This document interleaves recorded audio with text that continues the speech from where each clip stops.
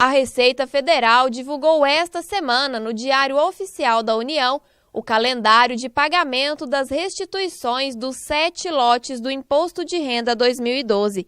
O chefe da Agência da Receita de Jataí explica quem tem direito a receber a restituição. Aquela pessoa que fez a declaração de imposto de renda e ele pagou mais imposto no ano passado. Por exemplo, ele tinha, por isso que se chama declaração de ajuste anual, porque ele tinha as despesas dele, né?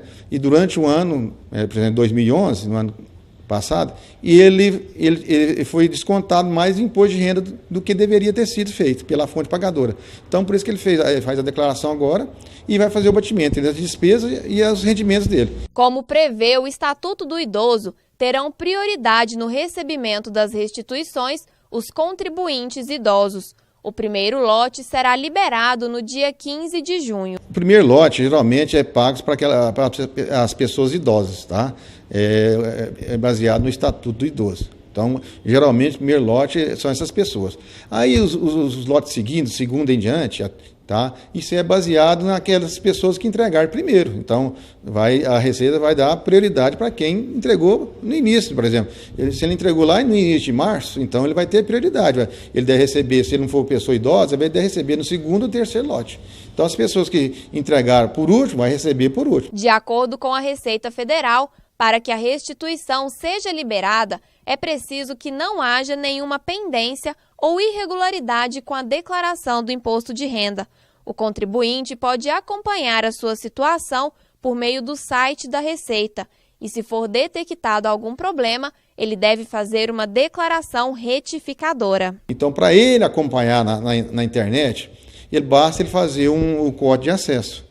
Então, ele fazendo o código de acesso, ele vê se a declaração dele está em malha ou não. Então, isso aí é muito importante para ele. Então, a gente enfatiza muito para ele acompanhar o processamento.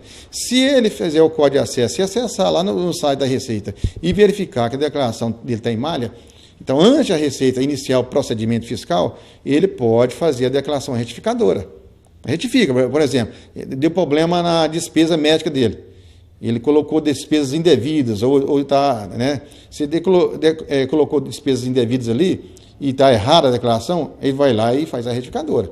Se a declaração, se ele cair em malha, mas as despesas dele estão condizentes, não tem problema. A Receita vai intimar ele vai apresentar a documentação, aí a própria Receita vai tirar ele da malha.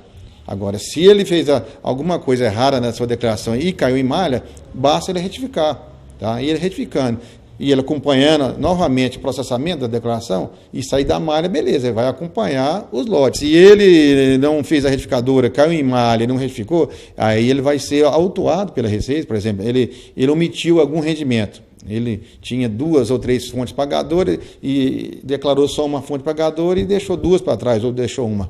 Tá? Então, fez uma omissão de rendimento.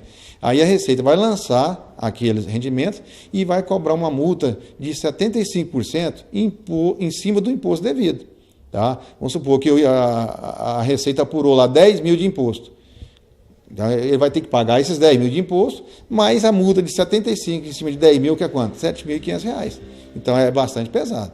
E também tem outra coisa, se ele fizer alguma coisa inverídica ali, uma fraude, qualquer coisa, essa multa ela vai para 150%.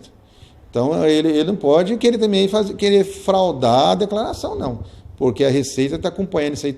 Tem muitos cruzamentos, muito cruzamento de malha, então isso aí pode ocasionar isso aí. Então, a pessoa tem que informar a coisa correta, porque senão além de ele pagar um imposto maior, ele vai ter que responder a processo penal ainda. As restituições do 7º e último lote serão liberadas no dia 17 de dezembro, de acordo com o calendário divulgado pela Receita Federal.